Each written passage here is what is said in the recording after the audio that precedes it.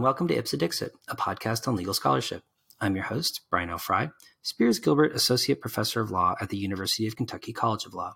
My guest is Beau Phillips, Executive Director of U.S. Made and a partner at Reset Public Affairs.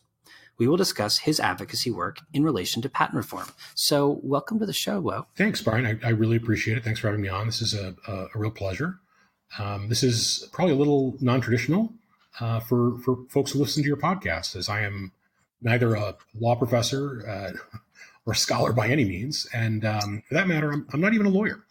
I am very fortunate, though. I have the opportunity to work with some of the finest lawyers and law professors in the antitrust and intellectual property law world, many of which are obviously overlapping those two universe. And it's a function of the work I do. For the last 20 years or so, I've worked on most of the larger antitrust investigations and mergers, going all the way back to the DOJ versus Microsoft case, which obviously is probably the biggest and most interesting antitrust case, well, certainly of modern times. That we may be changing that very soon with all the look-sees at some of the tech companies going on now. But at least until this moment, U.S. Microsoft was certainly the biggest in recent memory. I had the pleasure of working on the FTC investigation of IBM and Intel and Google previously. I worked on the Justice Department's attempt to block Oracle's hostile acquisition of PeopleSoft, the DirecTV EchoStar merger, and the SiriusXM merger. And most recently, I had a chance to work on the Cigna Express Scripts merger. So a lot of really interesting antitrust background that I've had to do over 2 decades. On the patent side of things, though, which is what we're going to talk about today, I spent about a decade or so working to pass legislation like the America Invents Act and supporting some of the legal teams around a few of the precedential Supreme Court cases of the last decade or so, like the Oil States case and the Kyozo speed case versus lightning speed. And I had a chance to work on passing the Patent Act in the U.S. House of Representatives. Unfortunately, we didn't pass its counterpart, but the America Invents Act was a good experience when we passed that in 2011. None of that, though, I guess really tells you what I do. The answer to your question is I have the fun job. The lawyers work very hard, but I have the fun job of kind of creating the atmosphere and the political environment that makes it most likely that patent quality improvement measures can go forward, whether it means passing a new law or a new regulation, or by advancing a court case. And that may be as simple as just helping people and policymakers understand the importance of high quality patents, or the damage that vague low quality patents can do, whether it's to startups or to manufacturers, or to the economy as a whole. It's odd to be on with you and talk about this, because my work is traditionally kind of done behind the curtain. And I don't think in 20 years of doing this kind of work, I've actually sort of come out and been on a podcast or been in the media or anything like that, and talk about it. But there's just so much going on right now in the patent policy world that it seems the right time to sort of come out and talk about it a little bit. Well, I wonder if you could say a little something about the relationship between your work in antitrust policy and your work in patent policy. So how did you end up bringing the two together, or sort of what do you see as the relationship between the two? And sort of, are there crossovers in terms of the policy concerns that clients are bringing to you in terms of thinking about policy making in both of those areas? So in my case, you would think there would be more, right? And on probably, one side of the proverbial fence, because like everything else, in patent policy, there are, sort of two sides going at it, and there the twain shall meet. And on one side, there is sort of this effort, especially around standard essential patents, to try to make the case that, intellectual property should trump antitrust law. But without exception, there isn't a tremendous amount of overlap. Obviously, many of the scholars who are working on IP cases also are working on antitrust and vice versa. But they're, at least from a policy standpoint, especially I'm located in DC, Washington, DC. And so I work on a lot of legislative initiatives before the Congress. as well as some things in front of the PTO, but mostly in Congress, and then some Supreme Court cases. And really, there is more of a separation than I would have thought there would be. Your question is well founded, but yet it does seem there's a greater amount of distinction than you would think there would be. In that, sort of on one side of the world, there are kind of merger teams at the Department of Justice who are doing merger reviews, and investigative people at the Antitrust division who are looking at, say, the Googles of the world and the Facebooks of the world at the FTC. And then there are different people who are working on the IP side of things, and there's a lot of separation between the two, and it just is odd and it is surprising, because you would think there'd be a lot more crossover than there is. So, Beau, you mentioned that you worked on the America Invents Act, which was really the most significant amendment or change to the Patent Act in quite some time. I wonder if you could talk a little bit about that experience. Like, sort of, what were your clients most concerned about, and how did you work on crafting the narrative to explain what they wanted and why they wanted it? And like, to what extent did you find that you ended up having success in reaching lawmakers, in kind of passing a bill that looked like what you wanted it to? Sure. So you're right. The American Invents Act was by far the most significant, patent law in 52 years. Despite that, and everybody certainly does talk about it in that way, there have been dozens of small revisions to patent law passed through Congress, not just little regulatory changes, but actually law that has been passed over the course of those decades in patent law, 35 times, I believe, before we actually were able to pass the American Invents Act. Almost every one of those were to the benefit of brand name pharma companies. Small changes and large changes. Certainly none of them as big as the American Invents Act. But there have been lots of changes, and they all have seemed to benefit one side. But nonetheless, the fight that was going on that led up to that was predominantly around a handful of issues. The way in which damages were being calculated in patent courts or in federal court around patent cases, and a handful of other issues like automatic injunctions, big issues, basically, is the bottom line. And the tech industry, some of the retailers really had some big goals. The pharmaceutical industry and some of the royalty companies that make their income through royalties, as well as the patent bar, had also some very big goals. The problem with fighting over patent issues in front of Congress is that the natural point of view of a member of Congress, when friends, if you will, on both sides come to you and say, "I want your help, I have a problem," is to tell them, "Well, why don't you go in the corner and work it out?"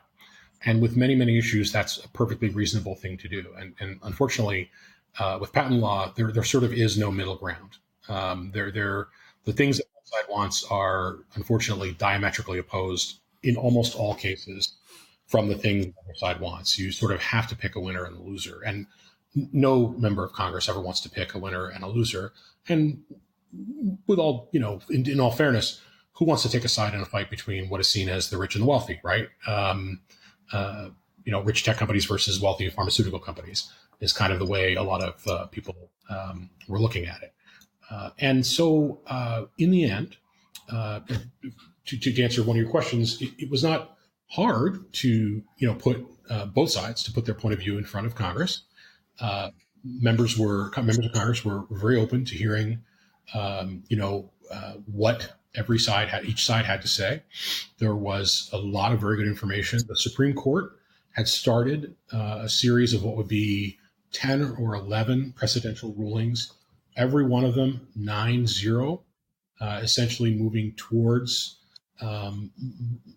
the point of view that the patent system had become out of skew, in that patents had become, for lack of a better way to say it, too strong, if you will, that patent quality had become too degraded, and that degradation had begun having an effect on the legal system that was deleterious. And the middle ground that Congress found essentially was to create, among other things, a series of post-grant review processes in the America Invents Act, which in the end enjoyed pretty wide bipartisan support. The America Invents Act passed the House and the Senate with support of the majority of Republicans and Democrats. Even pharma and bio and the patent bar and others who today are not happy with the IPR process were supportive of the passage of the bill. And the main feature of the act was the creation of the Inter-Parties Review. It's essentially a post-grant review that's conducted by what's called a Patent Trials and Appeal Board, which is an administrative board within the Patent and Trademark Office. And this is essentially a board of usually 3 highly skilled patent judges. And it looks and feels a lot like what you might find in a court. It looks and feels a lot like a trial, but it is different than a trial in several ways. It uses a different set of standards, and it is beneficial. We certainly feel, U.S. Made certainly feels, in that it has a couple of unique benefits. In a inter-parties review, instead of having a federal judge who may not be skilled in patent law, you have essentially a panel of subject matter experts and patent law experts who are reviewing the validity of the patent, and you have a much more streamlined and much less expensive process. The process takes no more than 18 months. The first 6 months of that process, the review panel decides whether or not there will even be a review, whether the petition for the IPR will even be instituted or not. They institute about 65% of the petitions.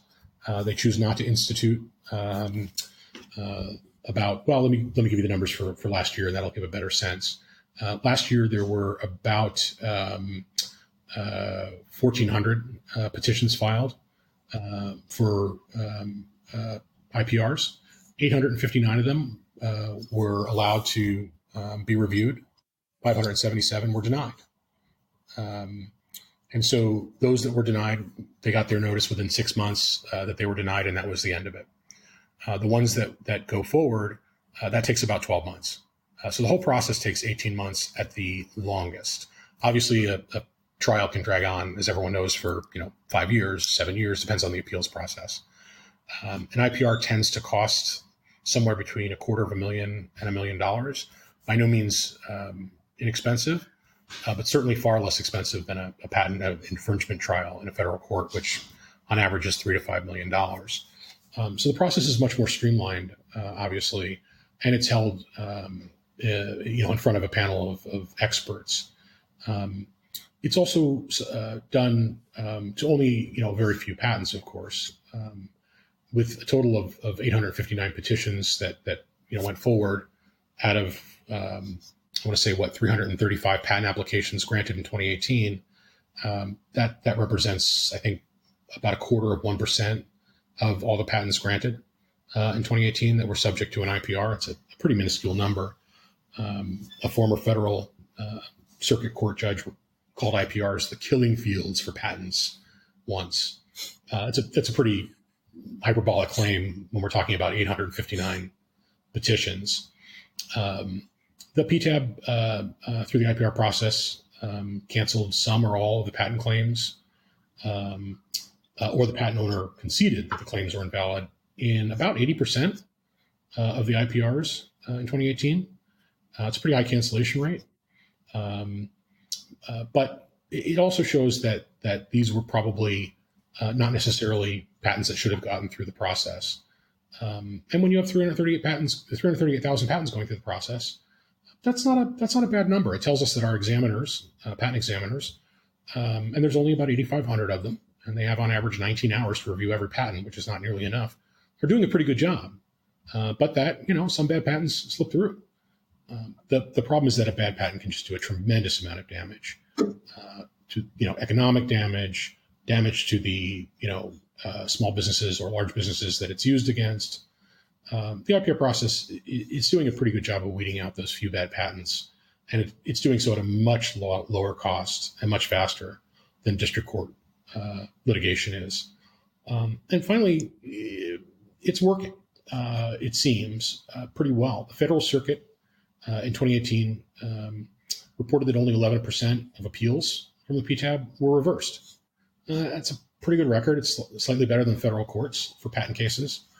It's not an apples to apples comparison, of course, and it shouldn't be. But it's a statistic that demonstrates, that IPR has been pretty successful in weeding out predominantly bad patents. It's hard to imagine a good, valid patent would go through the process, get instituted, have an IPR hearing, get invalidated, go to the Federal Circuit, and still get invalidated if it were actually a good patent. It's a one and done process, so it's pretty fair. A person who files district court action challenging the validity of a patent can't file an IPR as well. They only get one bite at the apple, and the decisions are binding on the petitioners. If a patent is upheld at IPR, the petitioner can't go assert invalidity in a district court on any grounds that could have been asserted in the IPR. So. We think the American Invents Act created a pretty good system. In our case, we were able to get to the members of Congress, get to their staff. This was, because of the complicated nature of it, in a sense, what you'd call, I guess, a committee-only sort of thing, right? So you have the Judiciary Committee in the Congress and the House and the Senate. They worked very, very hard on this. The leadership of the House and Senate took an interest and worked very, very hard on this. But getting the, literally hundreds of other members to really learn all of these issues in great depth was much harder and took a great deal of bringing down to a level of understanding that was much more approachable. And so the work that I try to do on this stuff, Brian, is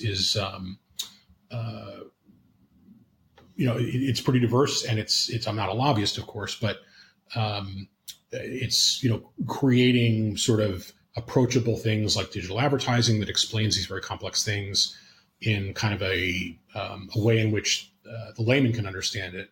Because even in Congress, I worked in Congress for many years.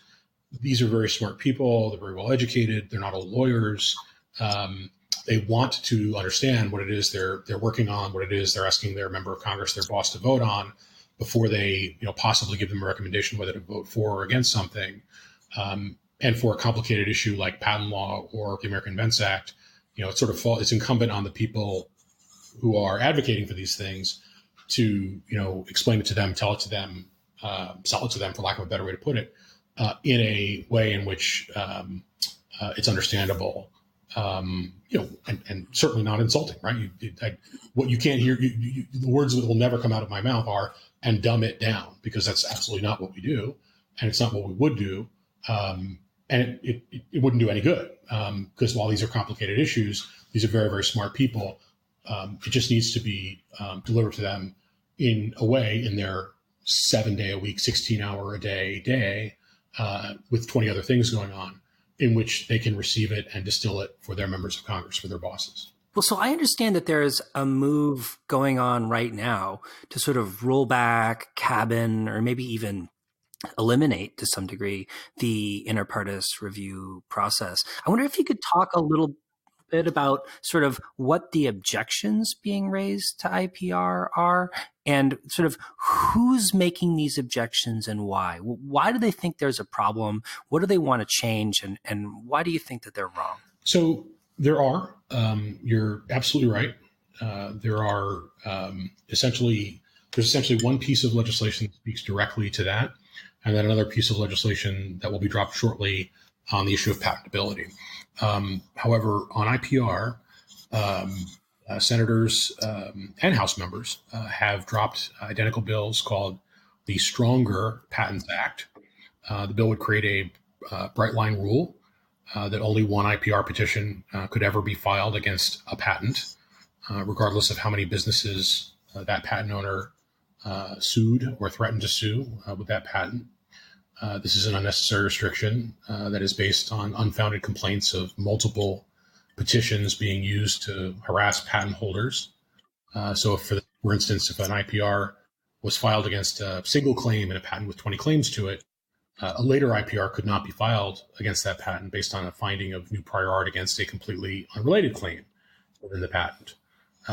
You could, we literally asked at a hearing, the sponsor of the bill this, if you're a patent holder and this bill passes, could you literally have a friend run and file a petition against your patent that sounded reasonable so that your patent could never be, an IPR petition against your patent, so that your patent could never be challenged again, essentially challenge your own patent through a proxy to protect it from a future IPR? And the answer was essentially yes. It essentially makes IPR in a number of ways, that's just one, worthless. But that's one of the two things that the bill does. The other thing is that it overturns the Supreme Court's eBay versus Merck exchange decision, which was a 9-0 decision that was precedential, and that ended automatic injunctions in patent infringement cases. Essentially, if you were found by a district court to have infringed, especially in cases brought by non-practicing entities, what some people call patent trolls, typically there would be an automatic injunction and you would be unable to continue to operate your business. In these cases, especially with smaller businesses, there became a perverse incentive to settle even the weakest cases if there was a threat of an automatic injunction. So if a non-practicing entity, approached you and said, "I'm going to sue you for patent infringement," regardless of the quality of the patent or the reason for which you were being sued, if you knew you faced the threat of a potential automatic injunction, you potentially would settle regardless. The Stronger Patents Act essentially overturns the eBay decision and reinstitutes automatic injunctions, and we think that's a terrible idea. Supreme Court decision was over a decade ago at this point, I believe. It's worked very well, and we think it should remain in place. To the why, it's just there are two schools of thought.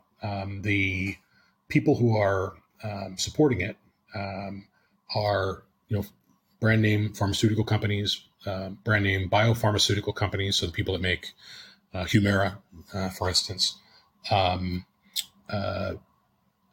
the patent bar, companies that make their income through royalty and licensing, like Qualcomm, and I think we would argue that the brand name drug companies obviously want the IPRs overturned or IPRs done away with, because a lot of the generic drug companies use IPRs to pick away at the patent thickets that branded drug companies have used to basically stave off the end of their monopolies, which were supposed to end years ago, and keep them from getting generic entry into the market. The best example of this is probably AbbVie, the drug company that makes the most profitable drug in history, Humira. Humira had a patent that ended in 2014.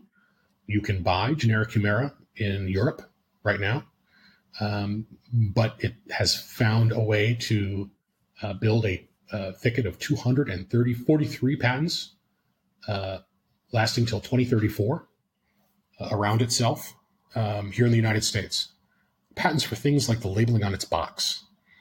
So it will continue to charge the brand name non-generic monopoly rent for its product. Now, facing lawsuits for its behavior, there have been agreements generic Humira will enter the U.S. market in 2023, but every minute since 2014 that they keep generics from patients is worth tens of billions of dollars to American patients that should be saving and receiving generics like their European counterparts. And that's just one drug company. And that's a huge incentive to keep IPRs basically in a bottle, overturn that portion of the AA. The second piece of legislation that's pending, hasn't dropped yet, is expected in the coming days, is a bill that would repeal parts of Section 101 of the Patent Act. This affects what's called patentability, or what can and can't be patented. It would wipe out 150 years of Supreme Court rulings about what is actually patentable and greatly widen the definition of what can be patented, and overturn the recent Alice decision from the Supreme Court, another unanimous decision, which upheld what had long under the law been patentable under Section 101. And it would allow abstract ideas like business methods, which cannot be patented, to once again be patented. So we think those are problems. I'm building this coalition of manufacturers who are working on these issues. There are Main Street companies like retailers, coffee shops, gas station owners, home builders, realtors. There are high-tech companies that believe this is an issue. This is a problem. Obviously, generic drug companies who are using these tools to try and get generic drugs, low-cost generic drugs into the market. And our work, my work in particular, is about trying to help educate people about these patent quality issues. Low-quality patents are what are being used to keep generic drugs out of the market, to harm manufacturers and other businesses. Sometimes, when we talk about how to educate people, we talk about the public, but with patent issues, like many complex legal issues, I'm always talking about a small, very exclusive audience, like the universe of people I've mentioned in Congress, maybe at the PTO, in the courts. And that's a universe that measures in, the hundreds or the low thousands. Obviously, the people at the PTO are experts on these issues. So as I mentioned earlier, some of these folks in Congress, for instance, and I don't mean this to sound flip at all, don't necessarily care about patent policy. And they don't want to have to care about patent policy, right? They have 100 other things that they care about. Healthcare, immigration, education. And our challenge is to try a way to hopefully make them care and convince them this dry, technical, seemingly boring stuff actually is really important to the things that they do care about. And then second, once we get their reluctant attention for a moment, how do we explain these very complicated issues of patent quality in a simple, approachable, but persuasive way? Especially because someone else is trying to make the case in the exact opposite direction. So Beau, a significant part of the audience for this podcast is legal scholars. And I know that you work with legal scholars in the course of your advocacy projects. I wonder if you could talk a little bit about that, sort of how you think about the role of legal scholars in relation to these kinds of policy reform projects, and sort of what your experiences working with legal scholars have been like. Sure. It's I don't mean to sound wide-eyed, but one of the singular joys of being able to do this work is being able to work with really, really smart people. And that's both in the IP world, the antitrust world, and frankly, in a couple of other areas of the law that have nothing to do with these two areas that I've had the opportunity to work in over the last 20, 25 years. And when you get to sit either in person or maybe on the phone or in a panel with a really, really smart lawyer, and just either watch them work or rare opportunity to sit at the table and actually work with them, it's just a joy. And in this area, I've had the opportunity to work with a few dozen uh, uh, IP lawyers, IP scholars, professors, law professors, who have really, I almost don't want to like admit it because I've never said it to them, but have just taught me a tremendous amount. I guess that's their job, right? They're law professors.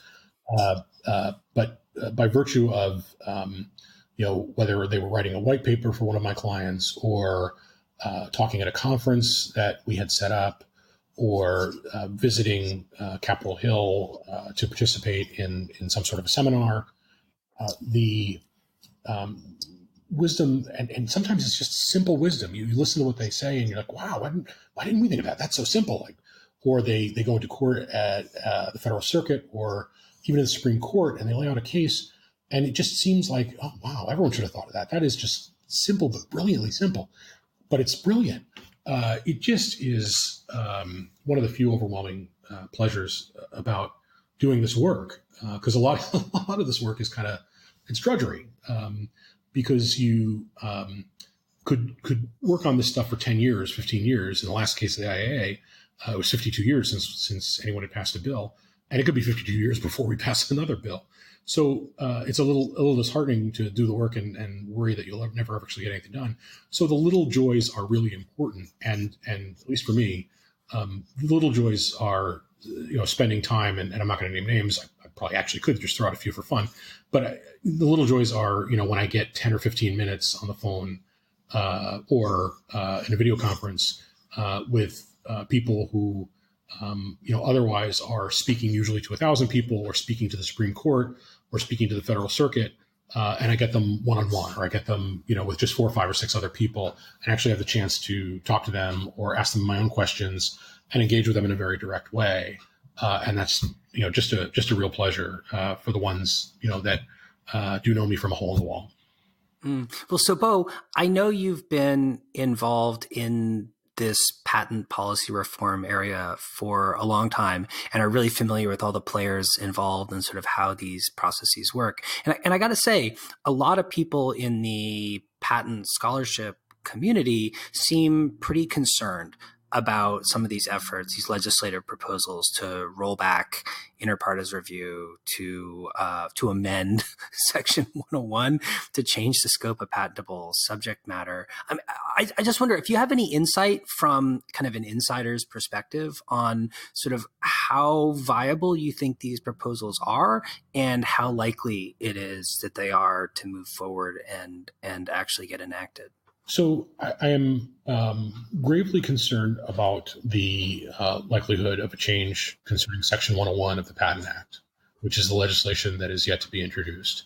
I think that that has a genuine possibility of passing during this Congress between now and the end of 2020. I would say there is at minimum a 50-50 chance that the Stronger Patents Act, which is the bill that would make IPR unworkable and overturn the eBay decision, could pass into law.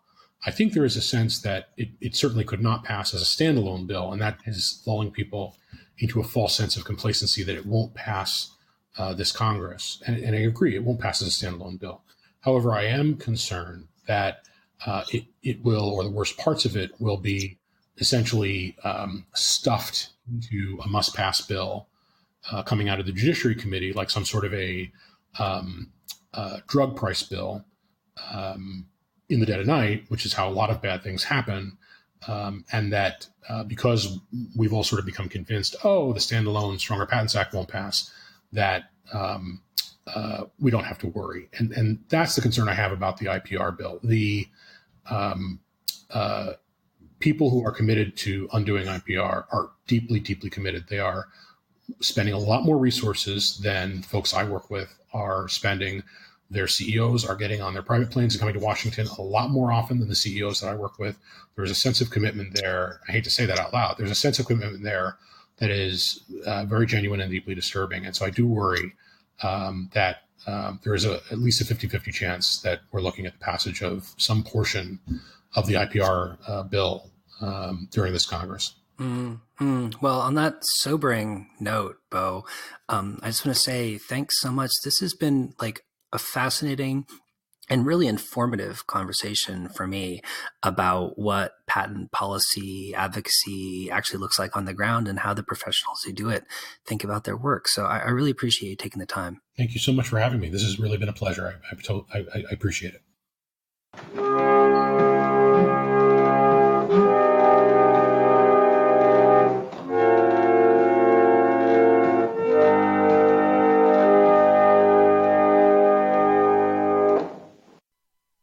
How do you know the value of a patent? Great question. If you want to have a monopoly, a patent would be very valuable if it gives you the right to stop your competitors from knocking off your product. In that case, you could place a high value on your patent. Patents can be analogous to a border you are creating. It will be easy to cross. If the border is broad,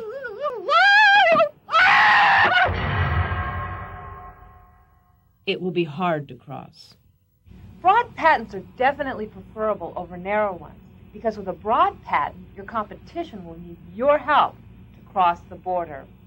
With a broad patent, it's like being a troll at a bridge collecting money to pass.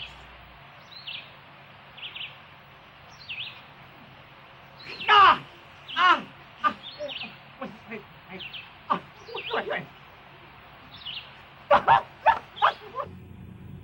All right. How do I get a patent? The first step is for a patent attorney to prepare a patent application and file it with the Patent and Trademark Office in Washington, D.C. A patent application is an offer to the government to exchange a benefit to society. The patent application must then be negotiated with the patent examiner. This negotiation process is called prosecution and can take several years. Years? Yes, years.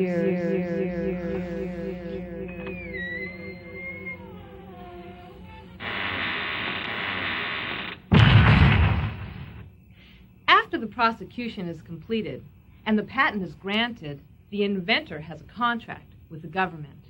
Because the invention has met the patentability requirements, the inventor now gets a monopoly on the invention. Okay, I'm ready. Let's go. How much is this going to cost? Before you get too far ahead of yourself, we need to determine if your invention has met all of the patentability requirements. Before filing an application, ask whether certain time limits have been strictly observed. The invention is novel and non-obvious. A way to make the invention work is described.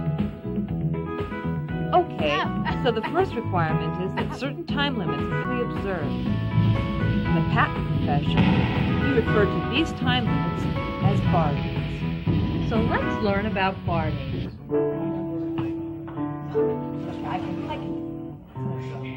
You have the most beautiful blue eyes I've ever seen. Well, they're brown, but that's okay. Let's get out of here. No, not that kind of bar date. We don't mean sleazy bar dates. Sorry for digression.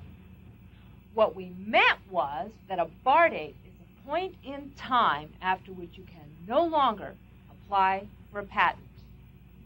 You lose your opportunity to play Monopoly. It's the date after which the buzzer sounds and you are out of the game. It's the date after which, even if you are close, you get no cigar. It's the bar date. It's the worst kind of patent tragedy. And the worst part about bar dates is that inventors and business people create their own. That is, by their own actions and inactions, they cause dates preclude their even being allowed to apply for patent protection. Do you mean we could have already done something that would prevent us from ever on the wheel? That's right. What is it that we were not supposed to do? There are 3 ways you can trigger a bar date. A bar date is triggered when a sufficient description of the invention is published, when there is an offer of the invention for sale, when there is public disclosure of the invention.